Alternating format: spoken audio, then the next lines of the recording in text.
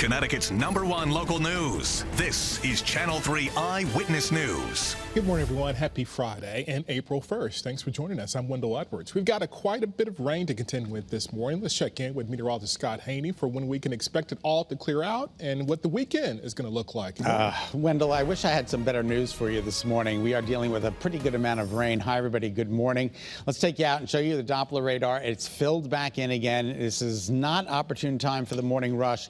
You're going to be dealing with some ponding on the roads. The good news is no lightning, no thunder. It's just beneficial rainfall. We do need the rain. We don't need it during the morning rush, but we do need the rain out there. Let's zoom on in here, show you where some of the areas are being impacted. Right down 91 and 84. From Enfield on over to Summers, Ellington, Tolland, Vernon, Windsor. So just be careful out there. I'm going to take you down a little bit further to the south. You've got the rain marching down Route 9 as well.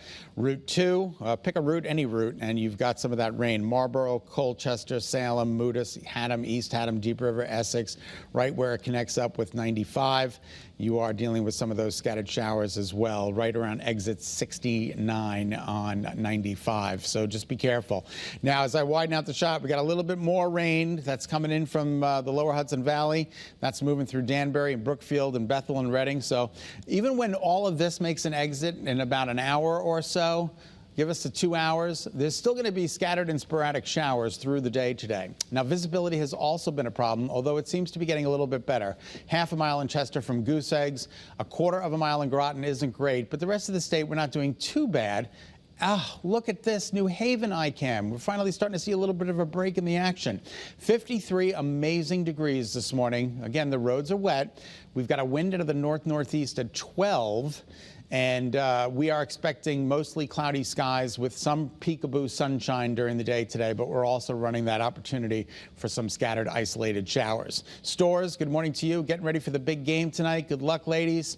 And as you can see from our Old Saybrook, that's where the fog is the thickest, right down in Old Saybrook, where you can see we do have reduced visibility. Now, this is since midnight, not including what we got yesterday. You can see we picked up a pretty good amount of rain, close to a ½ an inch in Berlin.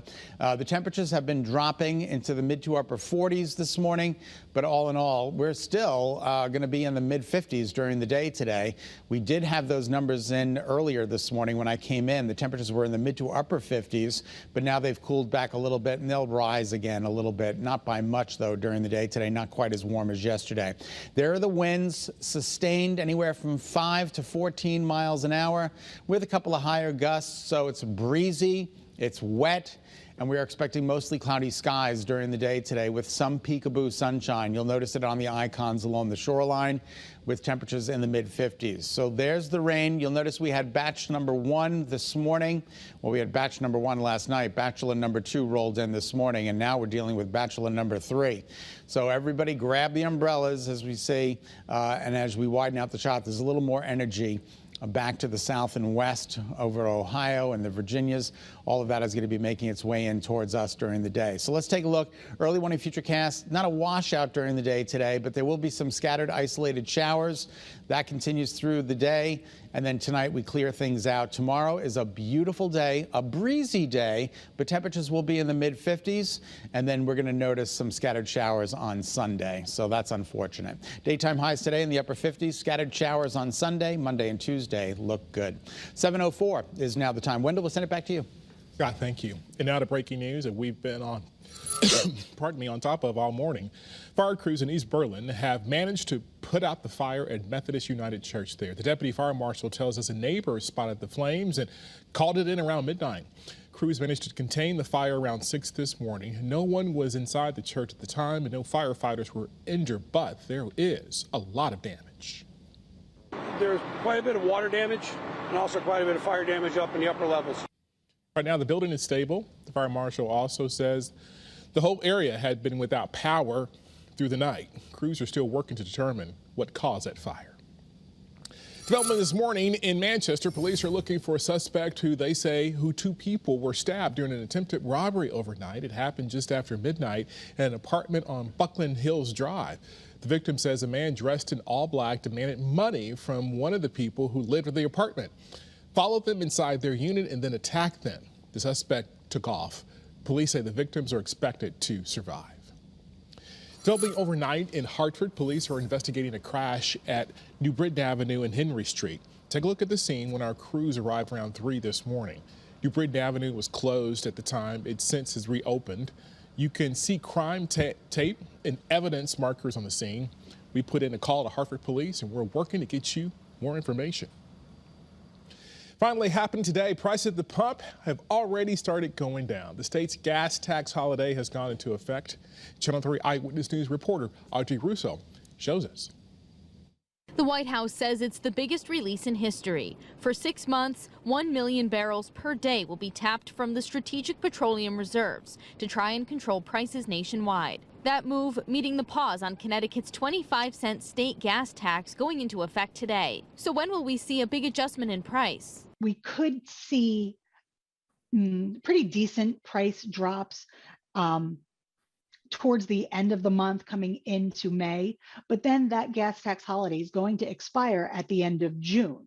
So that's going to remain to be seen if there is going to be a drastic bounce back, if prices will have come down significantly by that point.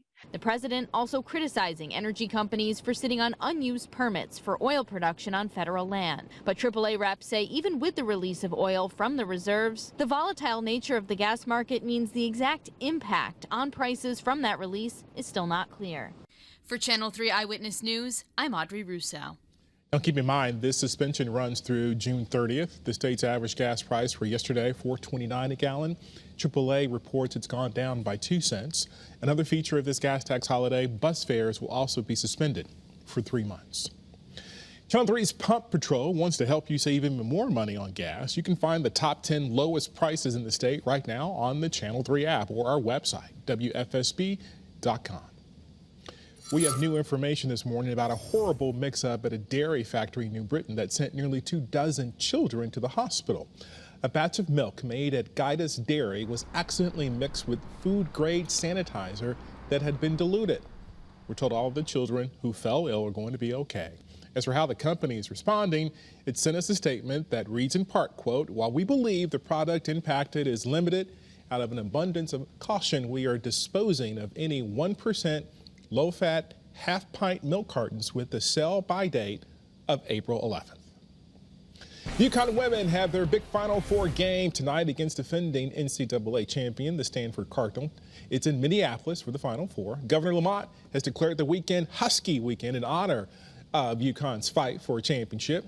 Our sports director, Joe Zone, is in Minnesota. He's covering the Huskies, and he'll have live reports on all the action beginning this afternoon at 4. Right here on Eyewitness News and Channel 3. Happening today, a music teacher in Wallingford is expected in court after police say he had a sexual relationship with at least one of his students. 36-year-old Adam Romo is charged with sexual assault. He is the former director of the Mariachi Academy of New England. Police say he was involved with a 15-year-old over the past 4 to 5 years. We've been told other victims have since come forward, and investigators warn there could be more. And students at one local high school won't be able to use their cell phones in class. Starting this fall, Torrington High School is requiring students to keep their phones sealed in special pouches while class is in session during the school day. The Board of Ed gave the new policy the green light last night. The proposal let students do protests on campus last month. We thank you so much for tuning into Eyewitness News. Remember, you can get news and weather updates anytime on the Channel 3 app. So take a look outside. A little rainy today, but have a great day and a great weekend.